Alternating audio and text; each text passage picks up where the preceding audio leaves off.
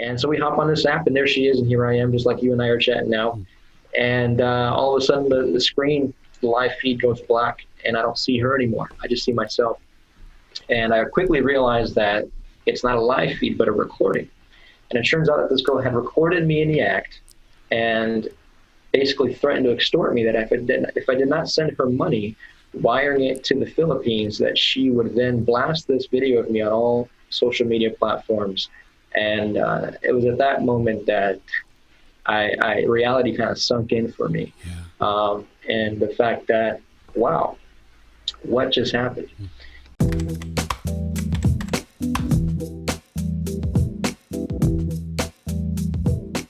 Hey everyone, welcome back to another episode of The Naked Gospel. I am your host, Shane O'Neill. Today we are joined by Marcos Perez. Marcos is always awesome. I've known him for a few years. He's done awesome work in the abolitionist movement when it comes to sex trafficking and pornography. He's got a degree in mental health counseling. He's a student at Palm Beach Atlantic University. And he's commercial real estate. That's what he does, is his day job. Really gnarly story. If you didn't get a chance to listen to Lexi Smith's story, it's kind of like the male counterpart to that. Not nearly as extreme, but it's still everyone's worst nightmare. And yet Jesus is in the midst of it, and he does a lot of work. So just going to take a look at that. We're going to sit down with him and have a conversation. I am really looking forward to it. So let's just jump right in. Marcos, thank you so much just for being on today, man. I have loved your story from afar, and I am really excited just to have you on. So thank you for joining us. Thank you for having me, man. Truly delighted. Yeah, for sure. Marcos, can you, before we get into the nitty gritty of the story, would you mind just sharing with us where you're at right now and what's going on in your life? Yeah, so I'm currently in Orlando, Florida. I am a Master's of Divinity student at Palm Beach Atlantic University and studying also mental health counseling here. I'm a commercial real estate broker by day. Love serving the men's ministry at my church, Church in the Sun here, locally in Orlando. And recently have been appointed Director of Faith-Based Outreach for a campaign for House Representatives here for District 47. Right on, man. You are a busy dude. You got your hands in so many things. Yeah. Do you like that much. pace? Is that pace good for you? I think so. It keeps me busy, helps keep the mind focused, I guess. Yeah. Yeah, it's weird. Sometimes I can be more productive when I'm doing more things because there's more pressure on me. It's like it's like I have goals and I have deadlines, and all of a sudden like life has a little bit more meaning. Whereas if there are like less goals, then I only thrive up to the goals that I have. It's a weird kind of, I don't know, psychological phenomenon. So I can appreciate the nature of the busyness. Absolutely. Yeah. So I appreciate you bringing us up to speed because you do so much. But your story, like I said, I've absolutely loved your story. And I was wondering if you would just take some time and just wherever you want to start, just share your story with us. Yeah, absolutely. I always love to start with giving some background and some context because it may matter to certain people. And so kind of helps them understand where I came from. So I'm from Brazil. Originally came here when I was 5 years old. Many people may or may not be familiar, but Brazil is a big Catholic country. Our family, so to speak, wasn't necessarily any devout followers of that, although there were instances of God mentioned in the household. And so I didn't necessarily grow up in a religious household for some people that wish to care. I also have amazing parents, still together to this day. However, you can only teach what you know or give what you have, right? And so as far as sex talks go or having sort of guidance or illustration of what maybe like sexual purity would look like or instruction in that area was basically kind of absent for me. So in essence, I was left to be instructed by the world. And so a lot of my influence from a very early age came from my friends, or what I received online, or what I was exposed to in media, and that shaped my perspective on sexuality, so to speak. Now, at a very young age, as soon as I got here from the States, into the States, I was 5 years old. At 6 years old, I was actually sexually molested by my cousin when she was babysitting me, and so that kind of opened up, a whole can of worms in terms of emotions and feeling and thoughts and stuff like that, desires.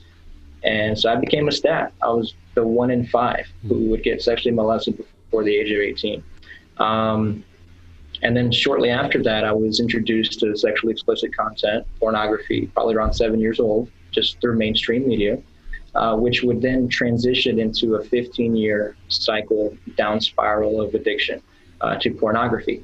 And that was ultimately my main source, my main teacher in terms of how I perceived love, sex, marriage, anything in that category.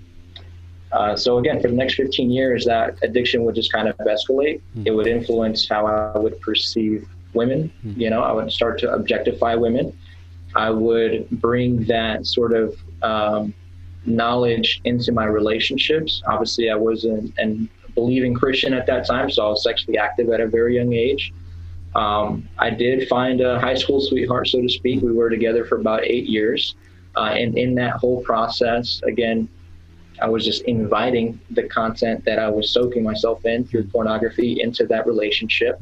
And it negatively impacted both of us. Obviously, I was already struggling with my own self-esteem, my own self-image, performance, all these things. And then she was becoming self-conscious and insecure as a result of my actions. And she would take blame, thinking that it was her fault, that she wasn't pretty enough or wasn't good enough, when in reality, I was just desensitized from consuming so much pornography. And so we struggled through that. And she was actually the first person that I opened up to very early on in a relationship, because I genuinely loved her. I genuinely wanted to make things work, but I just had this compulsive behavior that I could not break out of the cycle. And I didn't know then what I know now about the cycle of addiction, the impact psychologically on the brain, on an individual, on relationships, on society, etc. And so I was really helpless during that period of time. Fast forward a couple years, I would be, I think, 17 years old, maybe 18, and I had a come to Jesus moment at a business conference on a Sunday, of all places, and I decided to give my life to Christ. I recognized that there were some voids in my life, and I figured Jesus could fill that hole.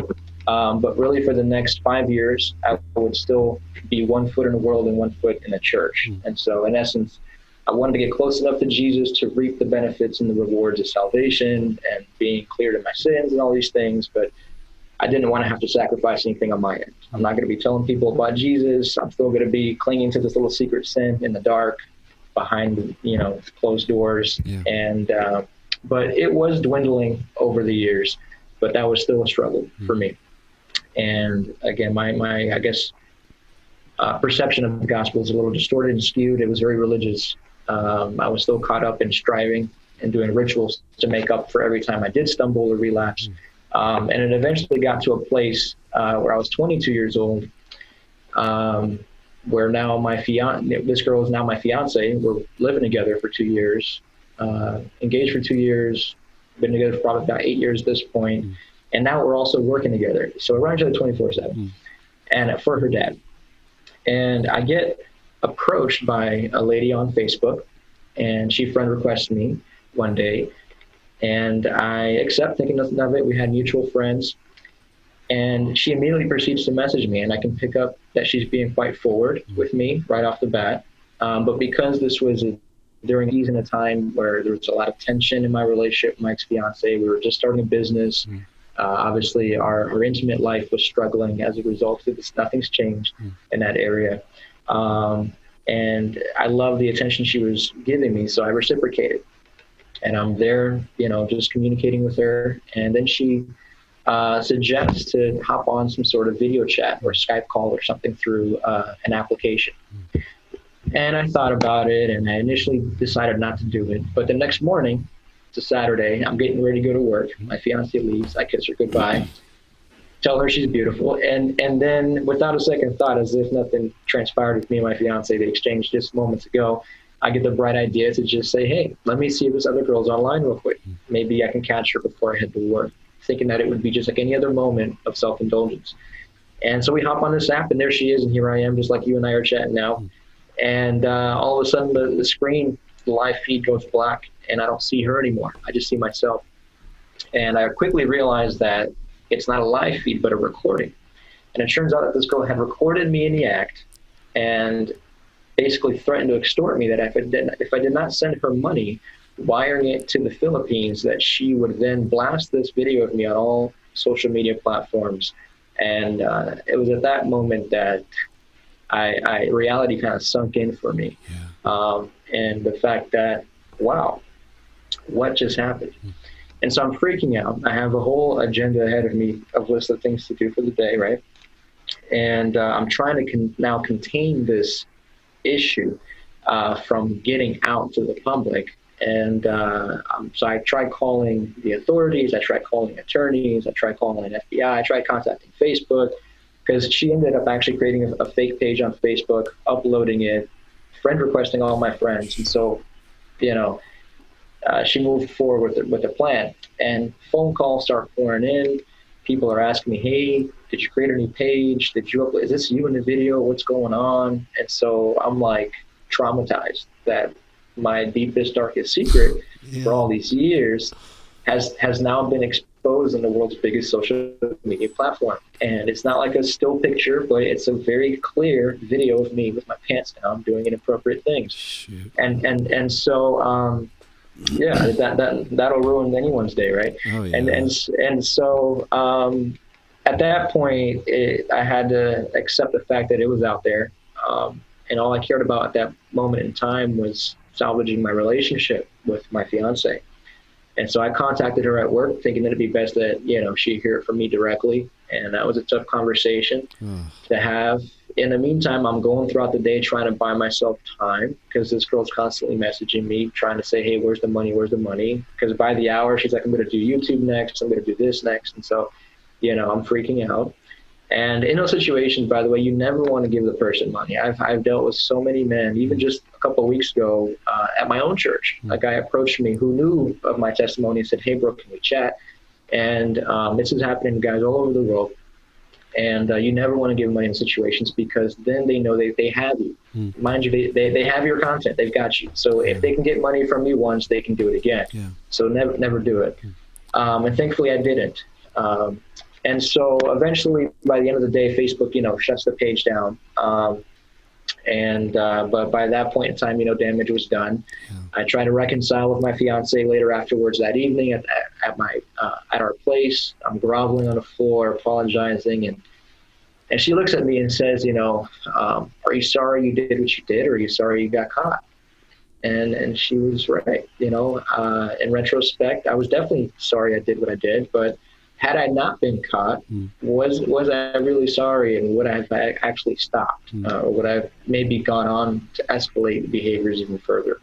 So it was anything an act of grace of God that I was exposed. And I look back very thankful. That was actually a gift to me to have had been exposed, and to redirect me on this path because of that Damascus Road experience, so to speak, into one that has borne such fruit in my life and transformed me. Because the next day, Sunday, well, let me back up. That night, still it's Saturday. I'm at my parents' house now, and I'm trying to think back, like, what just happened today, and I'm freaking out, because I'm like, my reputation's done. I've lost all dignity and credibility with people in my network, because my parents got exposed, her parents got exposed, my friends, my family, coworkers, everybody in my network, right? I've lost my relationship, the girl that I was planning to marry, and I'm thinking my career's done because I'm working for her dad. And so I'm like, everything's gone in a matter of 24 hours. And so I don't know what the future holds. And so that night I'm desperate, and I decided to pray to God, give it a shot, right? And I have my phone, and I'm kind of doing one of these, like Lord, please, talk to me, and land on a random verse. And it takes me straight to Proverbs 7, which is, beware of the adulterous woman. And so it couldn't have been more timely, although I'm like, Lord, I needed that this morning. And so, but nevertheless, it was a little bit of an encouragement, because I'm like, at least he's listening to me. And I was able to go to bed that night, and I got up the next morning and I went straight to church, rededicated my life to the Lord. And since then, I've been on this journey of relearning my identity, who I am in Christ. Have been able to been blessed with a community of brothers and family to walk alongside me in the journey towards healing, towards freedom, towards purpose. And speaking of purpose, I've been able to been connected with organizations and groups that able to help educate, equip, and empower men to walk in healing and freedom as well from this issue, and to shed light and create awareness about the harmful effects of porn, its links to human trafficking, and so forth. And God's been able to open up a lot of doors since that time, whether it be speaking opportunities or to walk alongside men, kind of restore my own walk, so to speak, and walking in abstinence and purity, facilitating men's groups and such. And so it's definitely been an incredible journey, one that I'm, again, very thankful for. It was tough and it's hard, but it's nothing more than a display of God's love and affection for us, for me, to reach down in a pit and rescue me from a hopeless, desperate situation and a cycle that I was unable to break out of, that he had to kind of do something like that to wake me up and to lead me to the path of truth and life, so that I can be transformed, healed, and used for his purpose, for his glory. So, yeah. Marcus, thank you so much for sharing that. I've had like so many internal reactions as you've been sharing that story. I suppose just to begin with, I'm so sorry that happened when you were a kid like that. Yeah. I mean, and the crazy thing, you mentioned that. Yeah. It took me 20 years to open up and actually share that to my parents. I shared that with them last year. Wow. And so because I had a gospel magazine here in Orlando that wanted to feature my testimony, and I'm like, man, if like, they're probably going to see this, because it was a Brazilian gospel magazine. So I'm like, they might see it. So I'm like, it's best if they hear it personally from me. I don't want them to read about their son in some magazine if it's happened, And so I'm like, oh my God. And I was super nervous. And this is like after maybe 3 or 4 years of me already sharing my testimony in the faith community and different events. And I'm like, I actually got to tell my parents now. And because they knew what happened with the whole extortion thing, but like with the sexual abuse early on, nothing. And so I felt like I was a part of the Me Too movement. And I identified with the victims and how scared they felt, because my fear was that it was going to tear my family apart once this news broke out, because my cousin, still lives here in Orlando. And it's just like, all these things were going through my mind. But I realized that in order to move forward into a greater level of healing, of freedom, and go into ministry with a sense of relief and not have to worry or be fearful, this had to happen. And so I was able to sit down with them and actually share what happened. And it was such a weight off my shoulders. So that way it took 20 years to share that. But I'm thankful that it's, finally out there. So, man, that's beautiful. I think a lot of people have experienced that fear of like, what if I share this and it goes terribly wrong? You didn't really have that option. Kind of like every porn viewer's worst nightmare happened. It's like every girl's worst dream, every guy's worst nightmare, where it's like, no, like what if somebody's recording this, and that happened to you? How did it go down? I mean, you just gave like a window look into some of the reconciliation with your parents. Like after that event in particular, like are you and your parents doing well? Like how did they respond to all of this? If you don't mind me asking, I think a lot of people would have that question in their head who might be listening. Yeah, I mean, so in reference to the sexual abuse, their reaction to that, obviously my mom was emotional. I don't mean to speak disparagingly of anybody. I'm just, stating my experience. And so I love my parents to death, but I'm just stating what their reaction is. So I love my dad, I love my mom, but their literal experiences or responses were, it was very emotional for my mom, just asking questions. But from my dad's side was a bit one of indifference, because he was concerned initially, but once he found out that it was from a female, he was like, oh, like, what's the problem? That's not really sexual abuse, and so, which is common maybe in the Hispanic culture, one where that sort of activity is applauded, like, oh, like, congrats, like you got to sleep with, it's encouraged. And from a very young age, like you become a man when you sleep with a woman, or like, yeah, go have fun, or just make sure you use protection. And so that from our culture is kind of the mindset. And so I can totally understand that reaction, but I was subtly hurt inside. I was Of like, course. dude, I was innocent. I didn't Yeah. know better. I was taken advantage of, but I understood his background and his mindset. So I was able to extend grace and just, I was just thankful that they gave me an audience to share, and we were able to just kind of walk through it and discuss it and move forward. And everybody's aware now. Yeah. But maybe some people out there might have that fear because they're in that sort of culture. Um, and they may get that sort of reaction, or they have gotten that sort of reaction, to just extend grace to their family members, because that's just the world and the mindset that they were brought up in. They don't know any different. Perhaps for some of us who may be Christian, and just know that sort of activity is just wrong, and should not happen, whether it comes from a male or a female. Yeah. Doesn't matter what age group. It's abuse. It's an invasion It of is. Yeah, because of a there's person. no willful consent. It's just violation. Right. Yeah. Yeah, no, that makes sense. That makes sense.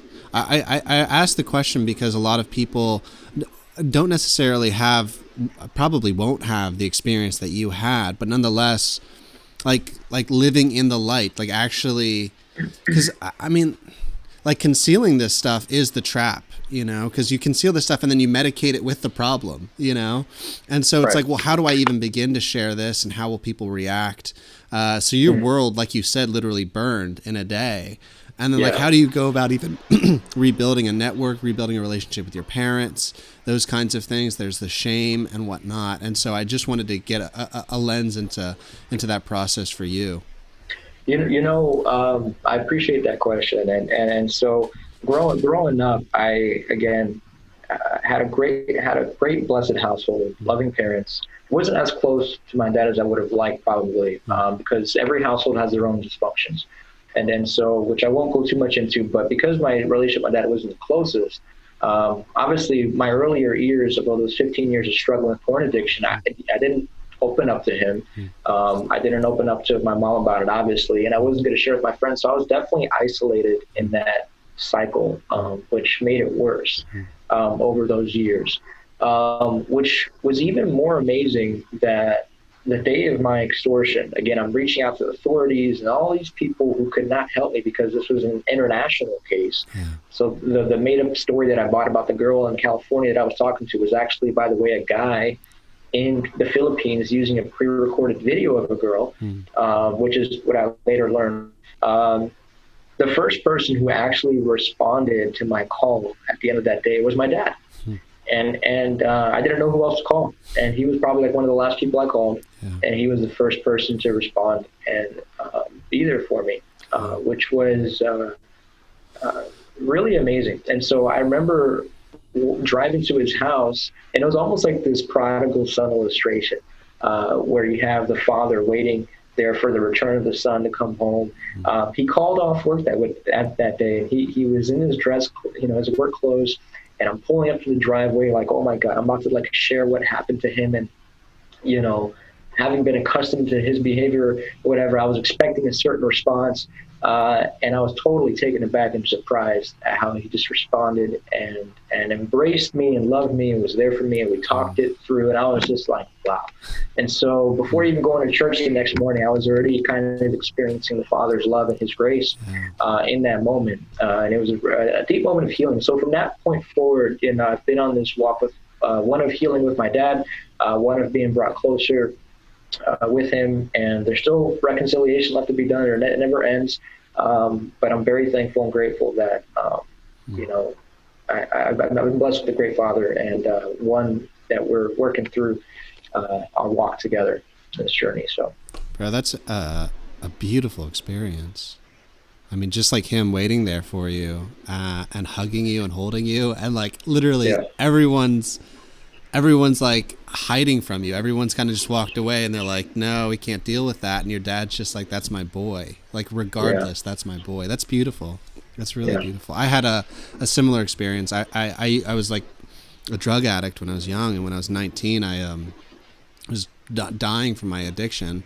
And then Jesus came in. He's just, well, Yeah, he invaded my world in a pretty raw way. And I went down to Tennessee because that's where my folks lived.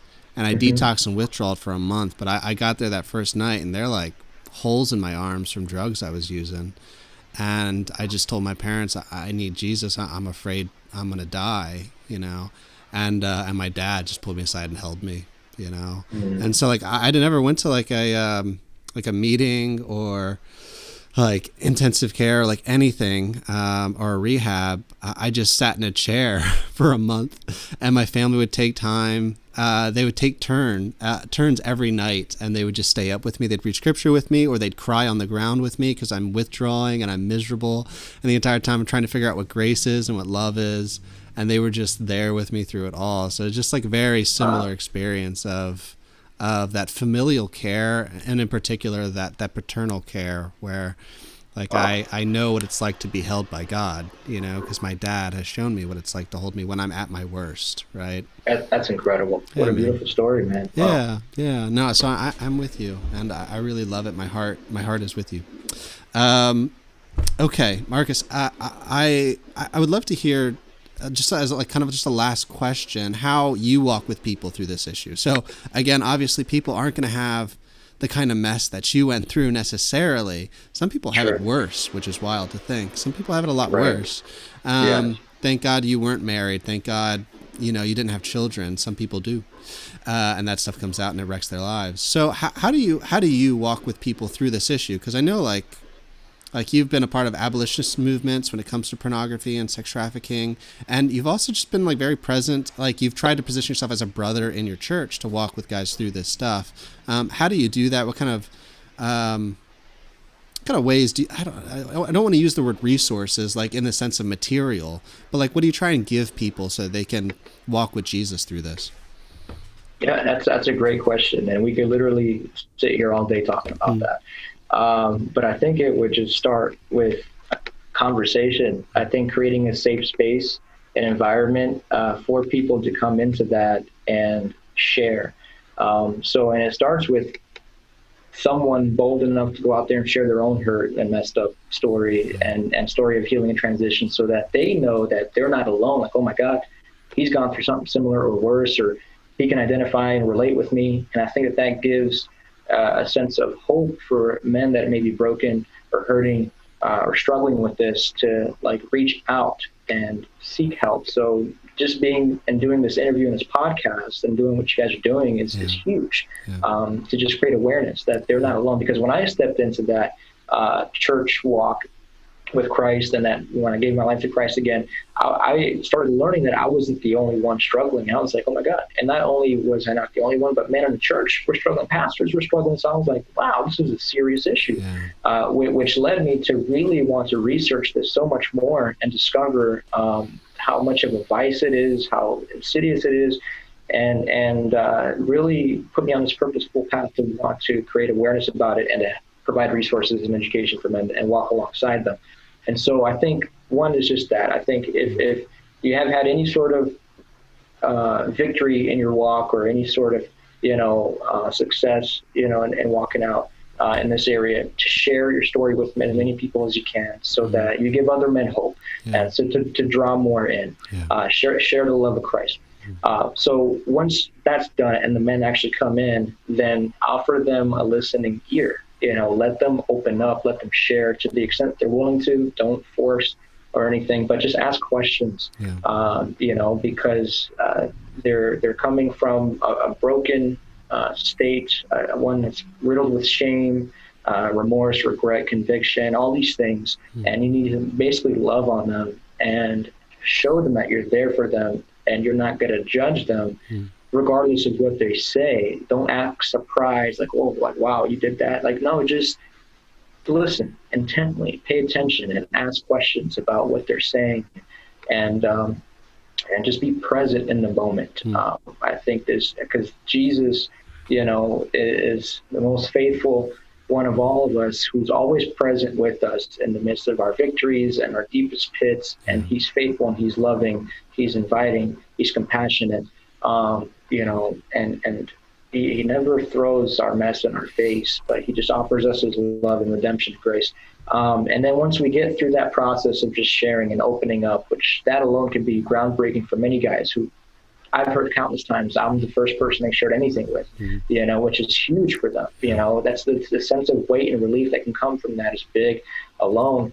And the more that you expose, the more that you bring into the light, the greater levels of freedom that you start to experience, because you're no longer carrying this weight, this baggage, in which these self-defeating thoughts ruminating through your mind and the theater of your mind. And so that is a huge exercise in of itself. And then you want to start basically, I take a biblical worldview perspective. And so I try to, if I can, introduce them to Jesus, and the gospel and love and that redemption, and how identity is a big part of this. And so usually men that are struggling with this have a shame identity, which is, it's not that I've done bad, it's that I am bad. It's like I'm incapable of doing good. I'm broken. I'm beyond repair. I'm just stuck like this forever. And that's the biggest lie. That's, and so they need to know that their relapse, their behavior is not anything too great for the love of Jesus to break through, to mend, to heal, to restore, to redeem, to utilize, that he can turn around, do a complete 180 and bring him into that freedom and the sense of peace and grace that one can have access to in him, abiding in a community that loves. And so I'd really tried to hit on these three things, which is reinforcing their identity in Christ, understanding that they have a profound significance, that they matter, that even in their worstest condition, while they were still in sin, Christ died for them and chose to redeem them and love them as they are. He didn't want us to change or do anything to strive to earn his love. It's just like, I take you as you are. I embrace you. I love you. And it's my love, my righteousness that changes you. Nothing that you do. You just have to believe it. You just have to receive it by faith. And so I try to really instill that identity in them. And that's a process that takes a long time to renew your mind and really embrace. I don't think any of us really fully understand or grasp God's grace or his love towards us. And so it's a lifetime of discovery in that. But I try to embark them on that journey, and that Jesus is that source of life. He's that, source of freedom, source of hope, source of peace, living water, all these things that they need, because what they've been indulging in for so long has been, like you said before, a source of medicating a wound or some sort of trauma or pain that they've been trying to cope with for many years, that maybe they haven't quite identified what that even is. So I try to walk them through that, because there's always a root somewhere. And so I try to help them identify what that root is. Usually it's a lie, usually it's an experience, usually it's something that happened or was said to them. And then we go through walking through that, and then share with them, like, see how that's a lie, or that's not you, that's not your fault, and then redirect that into God's truth and lead them into the word, and remove that lie and instill God's truth in the midst of that, and then kind of walk through that process. The second thing is walk in this unwavering authenticity, which is hard at first, but once you get them on that journey, like I said, talking about sharing and being transparent and open and honest, it's huge. It's liberating, because Jesus is light. He walks in the light. Satan does not work in the light. He operates in darkness. And so long as we continue to operate in darkness, keep things in secret, it's going to eat at us, at our souls, at our spirit, just in us. It's going to ruminate in our minds. You're going to self-destruct, and you're going to continue to go in that cycle, that spiral of addiction, because of the guilt and condemnation that you're constantly feeling. So take that step of faith. Take one bold step and just find someone that you can trust, that will not judge you. That can create a safe space and environment. Usually somebody maybe in their church, someone in a position of leadership, maybe someone who has the fruit in their life that you desire, that is in a place in life that you wish to be at, that has what you want, and sit down with them and just share and continue to share, and share often. Because then you will no longer be bound by the fear, be bound by the shame or the guilt, because it's out there. It's like, what else can people say or do against you? It's like your darkest stuff is out there. And you know that Jesus has taken that, he's dealt with it, and he's given his identity to you. And now you're a redeemed, blood-bought, reborn, new creation on this journey, on this walk with Christ. And so you need to understand your identity and practice transparency, walk in accountability, share often, find community of like-minded people that are on the same path with you, because you cannot do this alone. And then the last thing, once you start understanding your identity, you start sharing and finding community, finding transparency, then you feel confident enough to now, maybe you're in a position where you can now help others. That now gives you purpose. It gives you it puts you on a journey to practice self-giving love, to now take the focus off yourself and to put it on others. So you practice what Christ teaches us and models for us, which is to love your neighbor, to serve others. And so when you start doing that, you start reinforcing in your mindset the innate value that other people carry, and the intrinsic worth they have as image bearers of God, and that you serve them, you put their needs, them before your needs. And so, because porn teaches us the exact opposite, right? It's all about self-indulgence. It's all about my pleasure. It's all about me, and at the expense of others.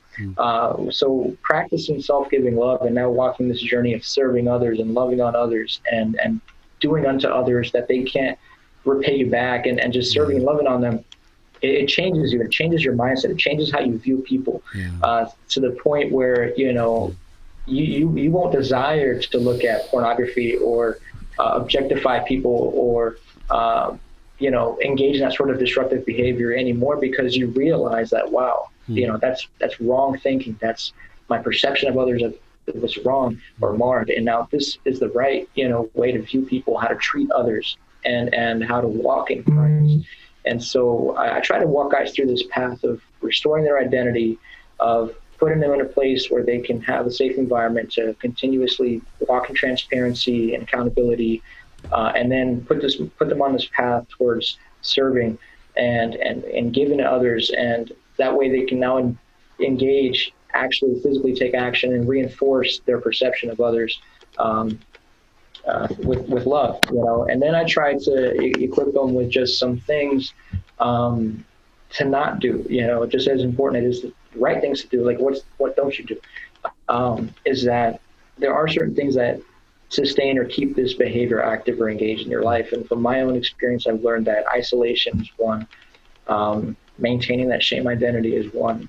Lack of accountability. So it's pretty much the opposite of all the things that I just mentioned. Like, lack of accountability, lack of purpose or vision, lack of healthy relationships. There's no connection, no fear of God, which is probably the biggest one. So all these things sustain that negative, destructive behavior. But if you can counteract and basically essentially do the opposite of these, you're on your path, you're on your journey. And it's one day at a time. I know guys desire right off the bat to just have that immediate freedom, and it can happen. But for most guys, it's a journey. It's a process of healing. It's a process of renewing your mind. It's not a destination. It's a journey until Christ comes back or we get raptured. It's just a continual walk with Christ and with your brothers during this fight. And never give up, never stop. You may be in some places, some days where you're just so utterly defeated and hopeless. It's okay, just turn to Christ, repent.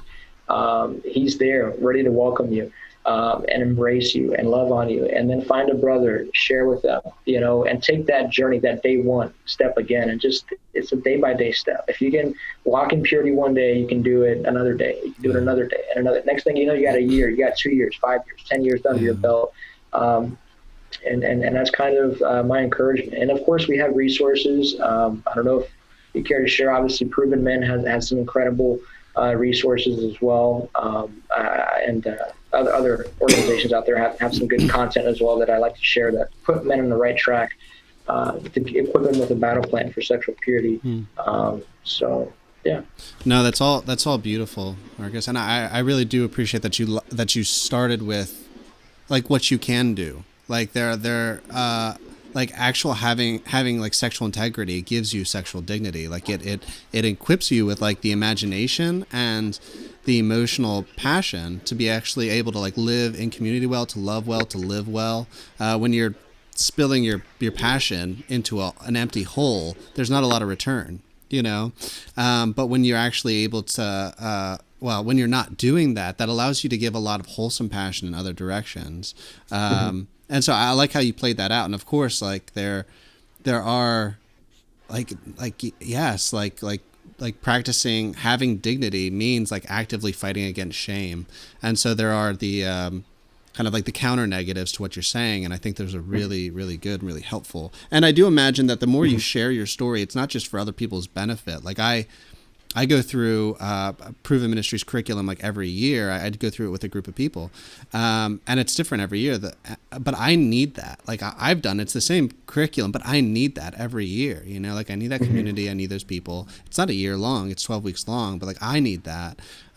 So yeah, it's like giving back to other people. But it's like there's that proverb where Solomon sounds like a Buddha, where he who waters will himself be watered.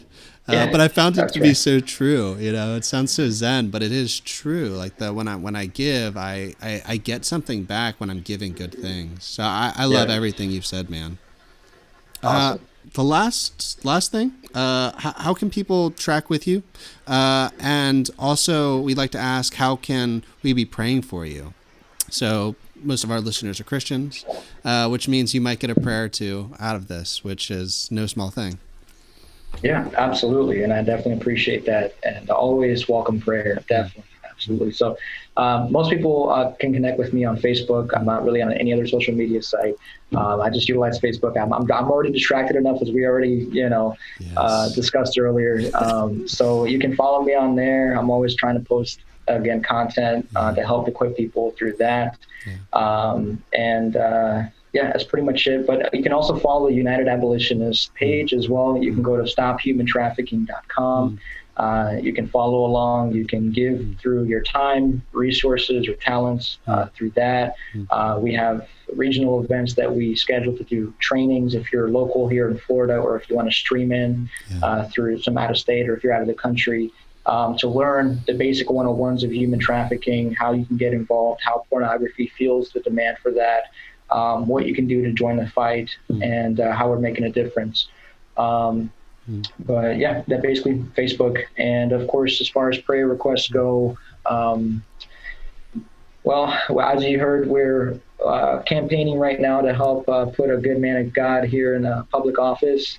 So if you can, as a director of faith-based outreach, my job is to kind of help equip and align the church and help them become aware of a candidate option that they have here in our region. Oftentimes, I know people get caught up in the whole separation of church and state, but I feel like in the climate of our country right now and all that's going on everywhere, I think it's so important for the church to step up and rise up and engage and to really, let their voices be heard, and go out and vote. And so just prayers for us during this campaign. Obviously, the results, whatever comes is God's will, but at the same time, we want to hopefully win. And then, of course, just help us in our ministry as we help other men. Just pray for wisdom, pray for grace and the healing for other men in this country. So. Marcus, thank you so much for joining us today. Thanks for sharing yourself with us, dude. It's been really, really cool just to have you on.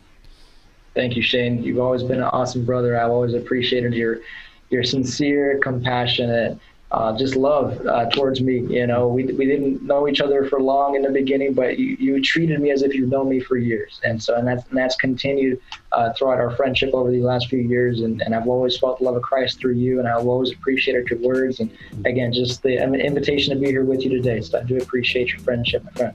You got me smiling big now. Thank you, Marcos. You're a gift. No problem.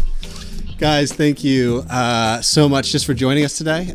If you enjoyed this episode, would you consider sharing it with someone you think that would benefit from it? As we heard from Marcos, this issue of abuse, exploitation, pornography doesn't discriminate. It doesn't discriminate against age, gender, ethnicity, or any of that. And even if you're hiding and it's not as big and grandiose as something that happened in Marcus's life, it's still wrecking our souls. We all do need help. I would encourage you to check out Proven Ministries or some of the other stuff that Marcus referenced. There are ways that this can be combated in your own life. And for those who are listening that don't have this issue at all, there are ways that you can give that are absolutely remarkable. And I would absolutely encourage you to check out the resources that Marcus recommended, because pornography and sex trafficking are linked. A lot of people are getting messed up from this issue. But that's the end of my spiel. I'm just really grateful to be here with you guys, grateful to be here with Marcos. See you guys next time.